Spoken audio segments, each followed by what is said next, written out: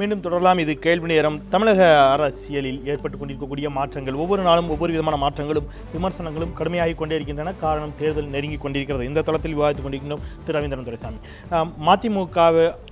மதிமுகவை அழிக்க நினைக்கிறது திமுக அப்படிங்கிற குற்றச்சாட்டு இன்றைக்கு நேற்றைக்கல்ல பல காலங்களில் சொல்லப்பட்ட ஒன்றுதான். மதிமுகவிலிருந்து இப்போ பொதுவாக கட்சி மாறுவது அப்படிங்கிறது வாடிக்கையான ஒன்றாக இருந்தாலும் ஒரே கட்சியிலிருந்து தொடர்ந்து ஒரே கட்சிக்கு இடம் மாறுவது அப்படிங்கிறது இப்போ அதிகமாக இருக்கிறது. நீங்கள் மதிமுகலேருந்து பார்த்தீங்கன்னா வரிசையாக பாலவாக்கம் சோமு போனார், அதுக்கு முன்பாக ஒருவர் சென்றார், இப்போது இவங்க 3 மாவட்ட செயலாளர்கள் போயிருக்கிறாங்க. இந்த மாதிரி தொடர்ச்சியாக மதிமுகவிலிருந்து திமுகவிற்கு போவது அப்படிங்கிறது இயல்பாக நடக்கக்கூடிய விஷயமாக எடுத்துக்கொள்ள முடியுமா, அல்லது இதில் அரசியல் காரணிகள் இருக்குது அப்படிங்கிற குற்றச்சாட்டு நம்பக்கூடியதாக இருக்குதுன்னு நினைக்கிறீங்களா? நிச்சயமாக அரசியல் காரணிகள் இருக்குது. அதாவது இதில் ஒரு காரணம் அரசியல் எதிர்காலம் சம்பந்தப்பட்ட காரணம், இன்னொன்று கருணாநிதிக்கும் வைகோவுக்கு இடையிலான அரசியல் காரணம். 2 காரணமே இதில் பார்க்கலாம். முதல் காரணம் என்னென்னா, வைகோவுடன் பயணம் பண்ணவங்கலாம் அவர் எம்ஜிஆர் ஆயிடுவார் நினச்சி தான் ஆரம்ப கட்டத்தில் பலரும் வந்தாங்க. அதாவது போனவங்க இருக்கிறவங்கள நான் சொல்ல வரல. அப்படி வந்தவங்க அது இல்லை, வைகோவால் ஒரு சட்டமன்ற உறுப்பினர் கூட 96 வெற்றி பெற முடியும்னு சொல்லும்போது ஒரு டெசிடேஷன் வருது. அந்த டெசிடேஷனுக்கு பிறகும் வைகோ 98 அதிமுக கூட்டணி வச்சவர் 99 திமுக கூட்டணி வச்சுட்டாங்க. அண்ணன் தம்பி, ஒரு தாய் மக்கள், அண்ணனும் தம்பி ஏமாந்தோம், பல இதுகள் 2 பேரும் அப்படி இப்படி பேசிவிடுவாங்க. அது பிறகு திரும்ப வர்றாங்க. அப்புறம் அவர் சொன்ன மாதிரி 2004 தேர்தலுக்கு முன்னாடி அவரோட புடாவில் வைகோ உள்ள போனால வைகோவோட அந்த பாப்புலாரிட்டி என்கேஜ் பண்ணி கருணாநிதி நினைச்சாரு. அப்போ கூட கருணாநிதி என்ன பண்ணாருன்னா, 4வது தொகுதி எல் கணேசனுக்கா கண்ணப்பனுக்காங்கிற ஒரு ட்விஸ்ட்டை பண்ணி ஒன்று யாருக்கு கொடுத்தாலும் ஒருத்தர் அதிருப்தி அடைவாங்க.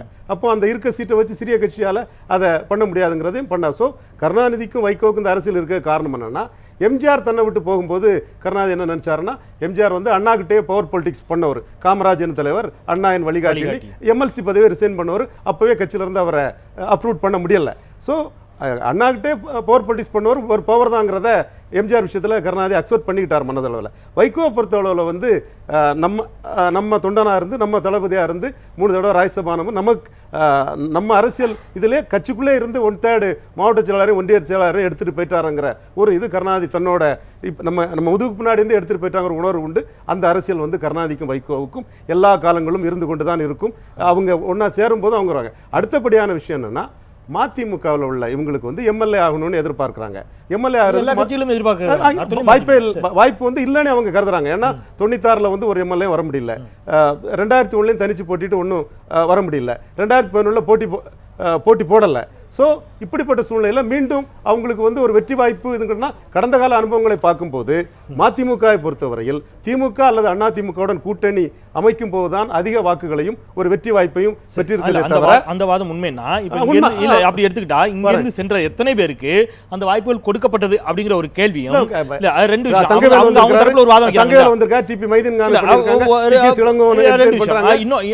இந்த தேர்தலில் எத்தனை பேருக்கு அந்த வாய்ப்புகள் இங்கிருந்து சென்றவர்கள் கொடுக்கப்படும் அப்படிங்கிற ஒரு கேள்வி.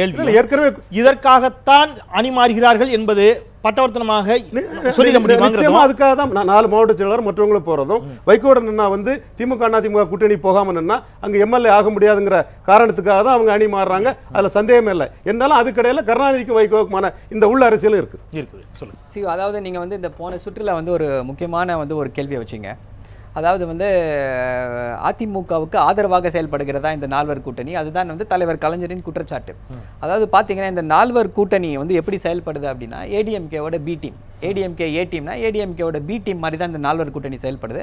அதில் இந்த இப்போ சொன்னார் இல்லையா, ஒரு அரசியல் இருக்குது அப்படின்னு சொல்லி நம்மளுடைய ரவீந்திரன் சொன்னார். அந்த அரசியலை மனதிலே வைத்துக்கொண்டு வைகோ அவர்கள் என்ன நினைக்கிறார் அப்படின்னா, வைகோவும் அந்த 4வர் கூட்டணியில் எல்லாம் என்ன நினைக்கிறாங்க அப்படின்னா, எப்பாடுபட்டாவது ஏடிஎம்கேவை திருப்பி ஜெயிக்க வச்சிடணும், டிஎம்கேவை திருப்பி வரவிடக்கூடாது. அப்படி ஒரு நிமிஷம் நான் பேசி முடிக்கல, எனக்கு வாய்ப்பு கொடுங்க, நான் பேசி முடிக்கல. இல்ல ஒரு கேள்வியோட போலாம். நான் என்ன கேக்குறேன்னா, இது இந்த வாதத்தை நீங்க கடந்த மேடையிலும் இதே மேடையில வச்சீங்க, தொடர்ச்சியாக வைக்கக்கூடிய வாதம் தான்.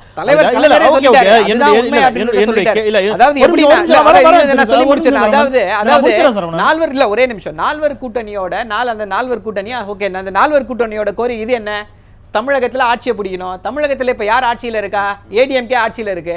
ஆட்சியை பிடிக்கணும், நீ என்ன பண்ணணும்? ஆட்சியில் இருக்கவன அகற்றணும். ஆட்சியில இருக்க அகற்றணும்னா என்ன பண்ணணும்? நீ ஆட்சியில இருக்கவன குற்றம் சொல்லணும். பேய் பிடிக்கலாம், அதை விட்டுட்டு பிசாசு கூட போய் குற்றம் ADMK கொஞ்சம் இருங்க சார். ஒரே நிமிஷம்.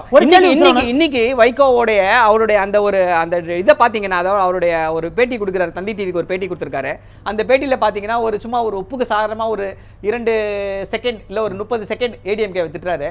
அதுக்கப்புறம் ஒரு 10 நிமிஷங்கள் வந்து அந்த இதுல வந்து DMK திட்டுறாரு. இதுல இருந்து என்ன தெரியுது அப்படின்னா,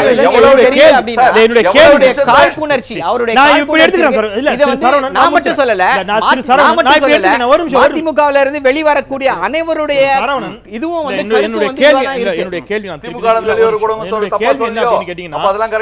அதிமுகவை எதிர்க்கிறார்கள் என்பதை நிரூபிப்பதற்கு திமுகவை ஆதரித்து மட்டும்தான் அதை நிரூபிக்கணும். ஆதரிக்க வேண்டாம், உங்களை யாருமே ஆதரிக்க சொல்லல. வாதம் என்பது உங்களுடைய அதாவது the quantum of criticism, நீங்க பாருங்க. ஒரு நிமிஷம் சார், நான் இந்த கேள்வி எப்படி கேட்கிறேன்.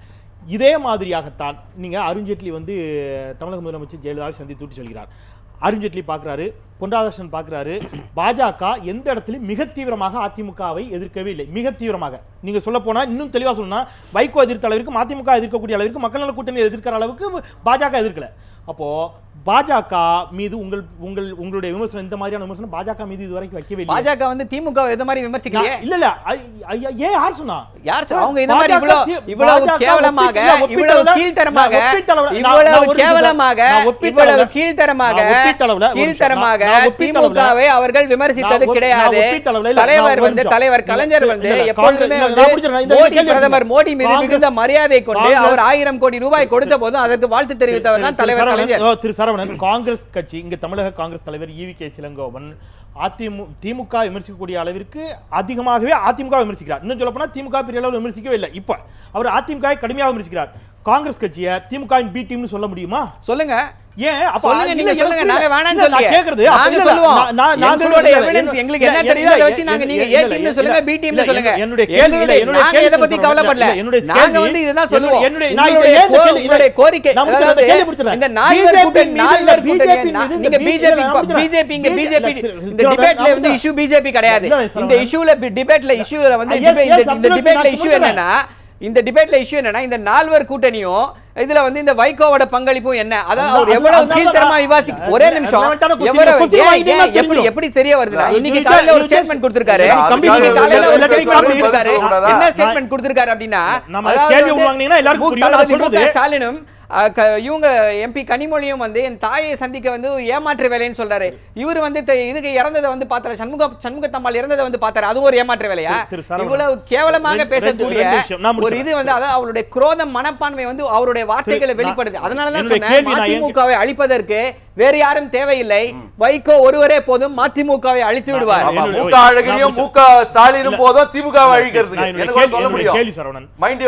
பாஜகவை அவ்வாறு விமர்சிக்கல. நீங்க பாஜக அந்த அளவுக்கு திமுக விமர்சிக்கலன்னு சொல்றீங்க, எனக்கு ஆச்சரியமா இருக்குது. திமுக நேயர்களும் பார்த்து கொண்டிருக்கிறார்கள். என்னுடைய கேள்வி, பாஜகவை அவ்வளவு பலமாக நீங்கள் பார்க்கவில்லை, ஆனால் மதிமுகவை சற்றே பலமாக பார்க்க தொடங்கிவிட்டீர்கள். ஒரு சின்ன அச்சம் ஏற்பட்டு விட்டது மக்கள் நல கூட்டணி மீது. அதனால வேற வழி இல்லாம இந்த அணியை ஊடகங்களும் இந்த தோற்றம் கிடையாது. அதாவது வந்து என்னன்னா, இப்போ இந்த ஊடகங்கள், தமிழ்நாட்டில் ஊடகங்களும் இந்த நடுநிலை என்று சொல்றவங்களும் அவங்க வந்து இப்போ எதை வந்து ஸ்ட்ராங்கா எஸ்டாப்ளிஷ் பண்ணணும்னு பாக்குறாங்க அப்படின்னா, ஏடிஎம்கேவோட எதிர்ப்பு, ஏடிஎம்கே மேல மக்கள் வந்து வெறுத்து போயிட்டாங்க. மக்கள் வந்து வெறுப்பின் உச்சத்தில் இருக்காங்க. அந்த எதிர்ப்பு ஓட்டுகள் வந்து திமுகவுக்கு போய்விடக்கூடாது. அந்த எதிர்ப்பு ஓட்டுகள் வந்து எங்கே போய் டிஎம்கே திருப்பி ஜெயிச்சிடுவோம் அப்படின்ற ஒரு பயத்தில் என்ன பண்ணுறாங்கன்னா, நால்வர் கூட்டணி வந்து அப்படியே சிறப்பாக இவங்களோட ஓட் ஷேர் என்னங்க, இவங்களுடைய கொள்கை என்ன, இல்ல இவங்களோட கொள்கை என்ன, இவங்களோட ஓட் ஷேர் என்ன, அதை பத்தி ஒரு கூட்டணின்னு சொல்லி இதை வந்து ஒரு பிம்பப்படுத்துறீங்க. இதை வந்து ஒரு பெரிய ஏன் பிம்பப்படுத்துறீங்க? அசைக்க முடியாமல் இருந்த காங்கிரஸை, காமராஜரை தோற்கடித்த பொழுது திமுகவின் ஓட் ஷேர் என்பது 0 இருந்தால் நீங்களும் தொடங்கினீர்கள். எல்லா கட்சியிலும் அப்ப வந்து இவங்களுக்கு அந்த அளவுக்கு ஓட் ஷேர் 20 வருஷமா வந்து கூல ஏறி கோழி பிடிக்க முடியாத வான ஏறி வைகுண்டம் போறேன். என்னங்க பேசுறீங்க? அவர் திருப்பி ஒரு குற்றச்சாட்டு வைக்கிறாரு. வாய்ப்பில்லை, இந்த தேர்தலில் இந்த அணி வெற்றி பெறுவதற்கான சாத்தியம் இல்லை அப்படிங்கிறது அவருடைய பார்வை. அப்படி இருக்கக்கூடிய நிலையில இந்த அணி தனித்து போட்டியிடுவதால், அதாவது எதிர்ப்பு வாக்குகளை பிரிக்கக்கூடிய சூழல் ஏற்படும். அவ்வாறு பிரிக்கக்கூடிய சூழல் ஏற்பட்டால் மீண்டும் அது அதிமுகவிற்கு சாதகமாக போகக்கூடும். அப்ப இவர்களுடைய நிலைப்பாடு அதானே.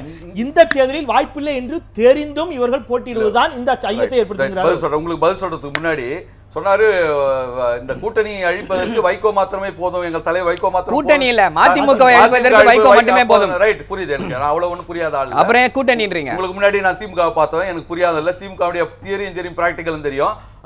அது சொன்னாரு வைகோ போதும் அப்படின்னு சொல்லிட்டு. திருடனாய் பார்த்து திருந்தாவிட்டால் திருட்டை ஒழிக்க முடியாதுன்னு சொன்ன மூக்க அழகிரி போதும், உங்களை அழிப்பதற்கு வேற ஒன்றும் தேவையில்லை. இன்னொன்னு குவாண்டம் ஆஃப் கிரிட்டிசிசம் சொன்னாரு. குவாண்டம் கிரிட்டிசிசம்ல அண்ணா திமுக எவ்வளவு நேரம் திட்டணும், திமுக எவ்வளவு நேரம் திட்டணும், வைகோக்கு ஒரு பாடம் சொல்லி தர தேவையில்லை. அவர் 5 கொஞ்ச நேரம் இருக்கு சார். 5 பிரதமர்களை எதிர்கொண்டு அவர் யாருக்கு எப்படி பதில் சொல்லணும்ன்றது அவருக்கு தெரியும். அதை பத்தி எங்களுடைய ஓட்சியாரை பத்தி நீங்க கவலைப்பட தேவையில்லை. நாங்க தான் சரிவில போயிட்டோம், நீங்க எப்பயோ சொல்லிட்டீங்களா, எங்க இருக்குதுன்னு கேட்டீங்களா, அதை பத்தி நீங்க ஏன் கவலைப்படுறீங்க? தெரியாது. ஆனால் அதற்காக அண்ணா திமுக வரும் என்கின்ற ஒரே காரணத்திற்காக பேய் பிடிக்கலன்றதுக்காக பிசாசு கூட போய் குடுத்தனம் நடத்த முடியாது. ஒரு தீமைக்கு இன்னொரு தீமை மாற்று கிடையாது. அதனால 4 பேரை வலிக்கிறதுனால எந்த நடக்காது. ஒரு மரத்திற்கு வேர்கள் எப்படி முக்கியமோ, ஒரு கட்டடத்துக்கு எப்படி அடித்தளம் முக்கியமோ, அப்படி தொண்டர்களால் உருவாக்கப்பட்ட கட்சி மதிமுக.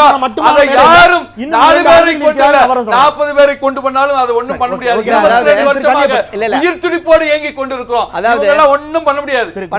அதாவது வந்து இப்ப பாத்தீங்கன்னா ஒரே நிமிஷம் கொஞ்சம் கோஆபரேட் பண்ணுங்க சார். மற்ற 2 ஆளுமைகளுக்கு போயிட்டு நான் வரேன். திமுக அதிமுகவுக்கு மட்டுமான மேடையா நான் இதை ஆக்க விரும்பல. இது மற்ற 2 ஆளுமைகளுக்குமான நேரத்தை நான் கொடுக்க வேண்டியிருக்குது. நான் இந்த விவாதம் கூட இப்ப இதுவரை பயணித்த விவாதம் கூட அதிமுக அவர் வைக்கிறாரு, அதிமுகவை எதிர்க்கிறோம், திமுகவால் மட்டும்தான் முடியுங்கிறார் அவர். இதில் மதிமுக தலைமையிலான அவர்கள் ஒருங்கிணைத்திருக்கக்கூடிய இந்த மக்கள் நல கூட்டணி அப்படிங்கிறது இந்த வாதமே இந்த 3 புள்ளிகளையும் இணைக்கக்கூடிய வாதமாக இருக்கிறது. பாமகவை பற்றிய வாதமே உள்ள வரல அப்படிங்கிறத நான் இந்த விவாதத்தில் மட்டும் சொல்ல, பொதுவாக வரலைங்கிறத நீங்கள் களத்திலும் போட்டியிலும் இருந்து சற்றே கொஞ்சம் கொஞ்சமாக விலகி கொண்டிருக்கிறீர்கள் அப்படிங்கிறதா உணர்றீங்களா? நான் கேட்கறது காரணம் வேறு எந்த கட்சியும் இதுவரை உங்களோட கூட்டணி இதுவரை சேராத காரணத்தினால்.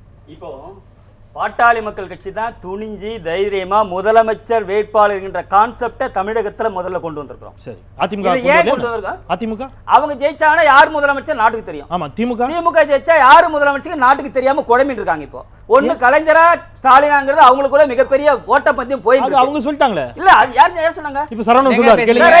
நாட்டுல என்ன நடக்குதுன்னே தெரியல உங்களுக்கு. எங்களுக்கு தெரியுங்க என்ன நடக்குது, பேப்பர் படிக்கல நீங்க. பாருங்க, இல்ல படிக்கல நீங்க, பேப்பர் படிக்கல இல்லையா? இல்ல பேப்பர் என்ன தெரியும்? மூக்க ஸ்டாலின் என்ன சொல்லிருக்காரு? அப்படி பேசாதீங்க. பின்னாடி அப்படி அகிஜா இருக்கீங்கன்னா அப்படி பேசுங்க. என்ன பண்ணிருக்கீங்க? நாட்டுக்கு ஒருத்தர் தான்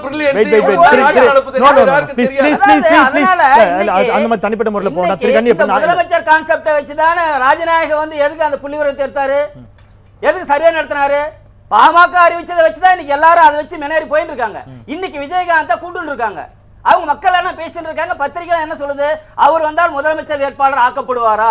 அப்படி முதலமைச்சர் வேட்பாளர் ஆக்கினா இவங்களோட மதிமுக நிலை என்ன, மற்ற அந்த கூட்டணியில் மற்றவங்களுடைய நிலை என்ன அப்படின்னு பேசப்படக்கூடிய சூழலை இன்னைக்கு அரசியல் களத்துல மிக சூடாக்கி வைத்திருக்கிற ஒரே அரசியல் இயக்கம் பாட்டாளி கட்சி. அப்படி முதலமைச்சர் வேட்பாளரை முன்னிறுத்தி வேகம் இருக்கிறது. மக்கள் அதை நம்பித்தான் வாக்களிப்பார். திரு கன்னியப்பன் நிழல் நிதிநிலை அறிக்கை நீங்க தான் கொடுக்குறீங்க, எல்லாமே சிறப்பா இருக்குது, பாராட்டுதலுக்குரிய, அதுல எல்லாம் பிரச்சனை. நான் சொல்றது எல்லாத்தையும் நீங்க சொன்னீங்கங்கிற பெருமை மட்டும் உங்களுக்கு போதுமா, அல்லது உங்களுடைய விருப்பப்படி நீங்க ஆட்சி பிடிக்கணும்னு நினைச்சுக்கிறீங்க இல்லையா, அது நடக்குமாங்கிறதா கேள்வி. இப்ப நான் கேக்குறது நாட்டு மக்கள் புரிந்து கொள்வதற்காக இன்றைக்கு படித்த வாக்காளர்கள் எண்ணிக்கை கூடி இருக்கிறது. திரு கன்னியப்பன் ரொம்ப பிராக்டிகலா டிபேட்டுக்குள்ள